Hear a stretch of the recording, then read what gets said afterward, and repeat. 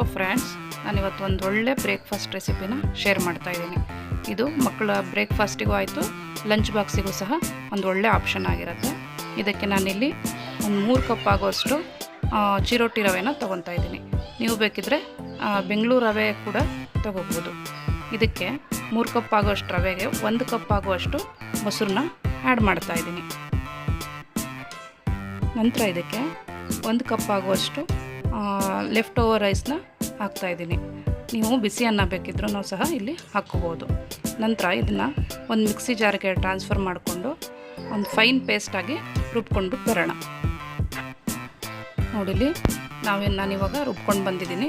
ಈ ಹದಕ್ಕೆ ಹಿಟ್ಟಿದ್ರೆ ದೋಸೆ ತುಂಬ ಚೆನ್ನಾಗಿ ಬರುತ್ತೆ. ಇದಕ್ಕೆ ನಾನಿವಾಗ ಉಪ್ಪು ಮತ್ತು ಸೋಡಾ ಪುಡಿನ ಹಾಕ್ಬಿಟ್ಟು ಕಲಿಸ್ಬಿಟ್ಟು ಒಂದು ಕಡೆ ಇಡ್ತಾಯಿದ್ದೀನಿ. ನೋಡಿ, ನಾನಿಲ್ಲಿ ಆಲೂಗಡ್ಡೆ ಪಲ್ಯಕ್ಕೆ ಬೇಕಾಗಿರುವಂತಹ ಪ್ರಿಪ್ರೇಷನನ್ನು ಮಾಡ್ಕೊತಾ ಇದ್ದೀನಿ. ಅದಕ್ಕೋಸ್ಕರ ನಾನು ಮೀಡಿಯಮ್ ಸೈಜಲ್ಲಿರುವಂತಹ ಒಂದು 2 ಈರುಳ್ಳಿ ಹೆಚ್ಚಿಟ್ಕೊಂಡಿದ್ದೀನಿ. ಹಾಗೆ 1-2 ಮೆಣಸಿನ್ಕಾಯಿ, ಸ್ವಲ್ಪನೇ ಕೊತ್ತಂಬರಿ ಸೊಪ್ಪನ್ನು ಸಹ ಹೆಚ್ಚಿಟ್ಕೊಂಡಿದ್ದೀನಿ. ಇವಾಗ ನಾನಿಲ್ಲಿ ದೋಸೆ ಮೇಲೆ ಹಾಕಲಿಕ್ಕೆ ಬೇಕಾಗಿರುವಂತಹ ಇನ್ನೊಂದು ಸ್ಪೆಷಲ್ ಆಗಿರುವಂಥ ಚಟ್ನಿ ಪುಡಿನ ಮಾಡ್ತಾಯಿದ್ದೀನಿ. ಅದಕ್ಕೆ ಉದ್ದಿನಬೇಳೆ, ಕಡಲೆಬೇಳೆ ಹಾಗೆ ಸ್ವಲ್ಪ ಒಣಮೆಣಸಿನ್ಕಾಯಿ ಇದ್ದರೆ ಹಾಕ್ಕೊಂಡು ಅದನ್ನು ಚೆನ್ನಾಗಿ ಫ್ರೈ ಮಾಡ್ಕೊಳ್ಳಿ. ಉದ್ದಿನಬೇಳೆ ಮತ್ತು ಕಡಲೆಬೇಳೆ ಚೆನ್ನಾಗಿ ಫ್ರೈ ಆಗಬೇಕು. ಅದಾದ ನಂತರ ಸ್ವಲ್ಪ ಬಿಳಿ ಎಳ್ಳಿದ್ರೆ ಬಿಳಿ ಎಳ್ಳನ್ನು ಸಹ ಹಾಕ್ಕೊಳ್ಳಿ. ಬಿಳಿ ಎಳ್ಳು ಎಲ್ಲದನ್ನೂ ಮಿಕ್ಸಿ ಜಾರ್ಗೆ ಟ್ರಾನ್ಸ್ಫರ್ ಮಾಡ್ಕೊಂಬಿಟ್ಟು ಸ್ವಲ್ಪ ಉಪ್ಪು ಹಾಕಿ, ನೀವು ಬೇಕಿದ್ರೆ ಇದಕ್ಕೆ ಸ್ವಲ್ಪ ಒಣ ಕೊಬ್ಬರಿ ಸಹ ಹಾಕ್ಕೋಬೋದು. ಇದನ್ನು ಫೈನ್ ಪೌಡ್ರಾಗಿ ಮಾಡ್ಕೊಳ್ಳಿ.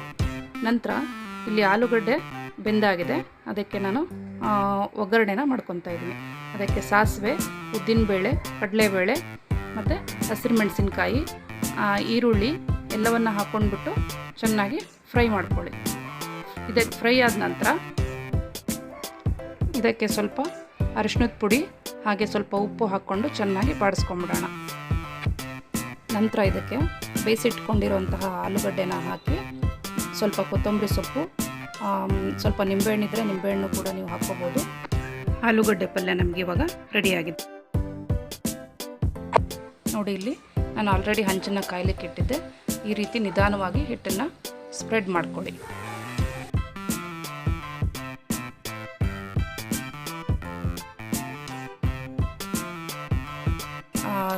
ಫ್ಲೇಮನ್ನು ಸಿಮ್ಮಲ್ಲೇ ಇಟ್ಟಿರಿ. ನಂತರ ನಾವು ಮಾಡಿಟ್ಕೊಂಡಿದ್ದೀವಲ್ಲ ಚಟ್ನಿ ಪುಡಿ, ಅದನ್ನು ಈ ರೀತಿ ಸ್ಪ್ರೆಡ್ ಮಾಡ್ಕೊಳ್ಳಿ. ಸ್ಪ್ರೆಡ್ ಮಾಡಿಕೊಂಡು ಒಂದು 2 ನಿಮಿಷ ಬೇಯಿಸಿದ ನಂತರ ನಿಮ್ಮ ಕ್ರಿಸ್ಪಿ ರೈಸ್ ರವಾ ದೋಸೆ ರೆಡಿ ಆಗುತ್ತೆ.